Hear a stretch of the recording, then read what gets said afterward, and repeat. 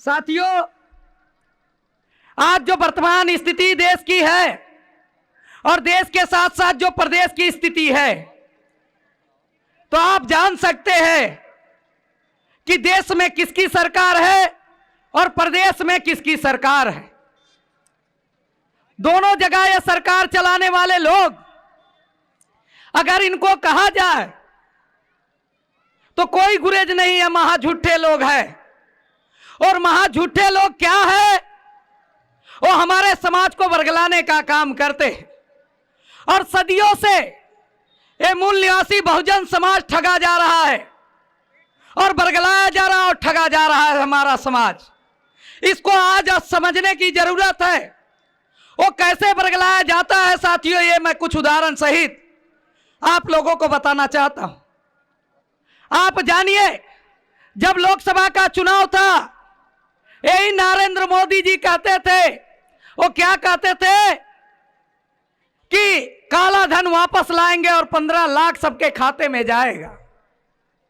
साथियों, 15 लाख का वादा किए, लेकिन उस 15 लाख के चक्कर में, काला धन लाने के चक्कर में इस देश के मूल निवासी बहुजन समाज के ऊपर क्या गुजरा, ये आपको जानना और समझना होगा साथियों। वो 15 लाख लाने के चक्कर में लॉकडाउन लगाया गया, नोटबंदी किया गया, और लॉकडाउन और जब नोटबंदी किया गया तो हमारे लोग खाने बगैर मरे साथियों, खाने बगैर मर गए हमारे लोग। यहां तक अभी झारखंड में उदाहरण है, एक बच्ची थी, भात मांगते मांगते मर गई, और जब पोस्टमार्टम हुआ उस बच्ची का तो पता चला उसके पेट में 3 दिन से अनाज नहीं गया, वो भूख में मर गई। और ये देश और प्रदेश की जो सरकार चलाने वाले लोग हैं, वो नारा बहुत अच्छा देते हैं। वो नारा क्या देते हैं? सबका साथ सबका विकास। दूसरा नारा क्या देते हैं? बेटी पढ़ाओ और देश बचाओ, बेटी पढ़ाओ और देश बचाओ। लेकिन साथियों, मैं उदाहरण देना चाहता हूं, इस प्रदेश की सरकार अभी निरंकुश सरकार है और पूरी तरह उत्तर प्रदेश में जंगल राज कायम हुआ। और जंगल राज का उदाहरण है, और जंगल राज का उदाहरण क्या है? तो आप उठाकर देखो, जो इनके मंत्री हैं वो बलात्कार करते हैं और हमारी बहन बेटियों का बलात्कार होता है, और बलात्कार होने के बाद उनको बरी किया जाता है, और जिस बच्ची का बलात्कार होता है, जिस बहन का बलात्कार होता है, उसके पूरे परिवार का हत्या कर दिया जाता है। मतलब उनके मंत्री संतरी कर रहे हैं और हमारा समाज लालच में बिक जाता है। तो मैं कुछ बातें अपने महापुरुषों की आपको बताना चाहता हूं। ये हमारे ऊपर ही अन्याय अत्याचार क्यों होता है? हमारी बहन बेटियों का ही बलात्कार क्यों होता है? तो मान्यवर कांसी राम साहब कहते हैं कि जो कौम मुफ्तखोर होता है, जो कौम मुफ्त की खाता है, जो कौम मुफ्तखोर होता है, उनके अंदर स्वाभिमान नहीं होता।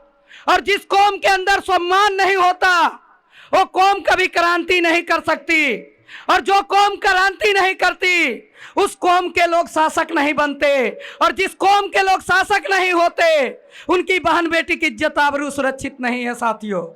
ये जानने और समझने की जरूरत है। अभी राष्ट्रीय परिवर्तन मोर्चा माननीय वाहन मेश्राम साहब के नेतृत्व में जो बना है, ये मूल निवासी बहुजन समाज जो बैठे हैं, इनको हुक्मरान बनाना है, शासक बनाना है। अभी हमारे नेताओं की स्थिति बदल गई है। ये बनाना क्यों पड़ा, आपको बताना होगा, आपको समझना होगा। बाबा साहब उंगली दिखाए, शासक बनाने की बात कहे, और शासक बनाने के लिए माननीय वाहन मेश्राम साहब व्यवस्था बनाए। लेकिन आज हमारे कुछ नेता बड़ी बड़ी बात करते और बदल भी गए हैं साथियों। वो बड़ी बड़ी बात क्या है? तो बोलते हैं बड़े प्रेम से, आप मिलो तो कहते हैं जय भीम, वो कहते हैं हाथ जोड़ के जय भीम। तो साथियों, मैं उनके लिए बनाया हूं। वो क्या कहते हैं? जय भीम बोलो और जिधर मन कहे उधर डोलो। वो डोल रहे हैं, और उनसे हमारे नेता, हमारे समाज के लोग आशा करते हैं। वो कैसे डोल रहे हैं, मैं उदाहरण बताता हूं। वो बोलते हैं जय भीम बोलो और जिधर मन कहे उधर डोलो। अब बाबा साहब की कहते हैं जय भीम। तो साथियों, यहां जितने लोग बैठे हैं, अगर बाबा साहब के अनुयायी हो तो 22 प्रतिज्ञा में पहला प्रतिज्ञा है, वो पहला प्रतिज्ञा क्या है कि मैं ब्रह्मा विष्णु महेश को नहीं मानता, आजीवन नहीं मानूंगा। लेकिन आज हमारे नेता क्या कहते हैं, हाथी नहीं गणेश है, और ब्रह्मा विष्णु महेश है, और अंबेडकरवाद के ऊपर अब ब्राह्मणवाद पेश है। ये आपको समझना और जानना होगा। अभी नेताओं में मिश्रण चल रहा है, और मिश्रण इतना बड़ा हो गया है कि बहुजन समाज का सत्यानाश। वो सत्यानाश कैसे? तो बाबा साहब आपको वोट का अधिकार दिए, वोट का अधिकार आपको शासक बनने के लिए दिए, राजा बनने के लिए दिए, लेकिन हमारा समाज वोट की कीमत को नहीं समझता। हमारा समाज क्या कहता है, तो मैं गांव गांव जाता हूं और सुनाई पड़ता है, वो क्या कहता है समाज, तो चाय समोसा कच्चा वोट और मुर्गा दारू पक्का वोट चल रहा है।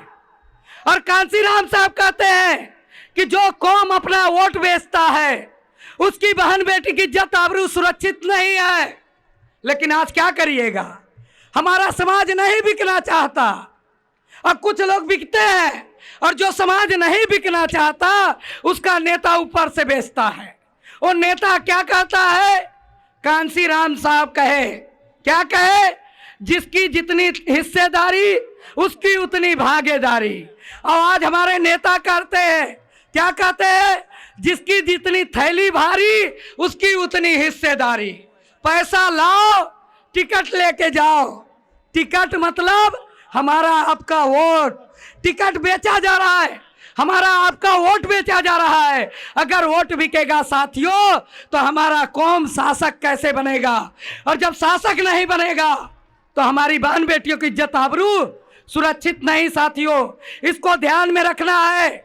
और क्या है, तो अभी सिर के ऊपर से पानी जा रहा है, वो सिर के ऊपर से पानी क्या जा रहा है, तो अभी हमारे लोग कहते हैं कि बाबा साहब की उंगली टूट जाए तो जान देने को तैयार है, उंगली टूट जाए तो जान देने को तैयार है। लेकिन डॉक्टर बी आर अम्बेडकर बाबा साहब कहते हैं, क्या कहते हैं कि डॉक्टर अम्बेडकर भारत में तब तक जिंदा है जब तक इस देश का संविधान जिंदा है, और संविधान जिंदा है। लेकिन साथियों 9 अगस्त 2018 में दिल्ली के जंतर मंतर पर ये जो नेता बैठे सरकार में व्यवस्था चला रहे हैं, इनके चंद लोग, आज चंद लोग क्या किए, मात्र 11 लोग मिलकर दिल्ली के जंतर मंतर पर संविधान को जला दिए।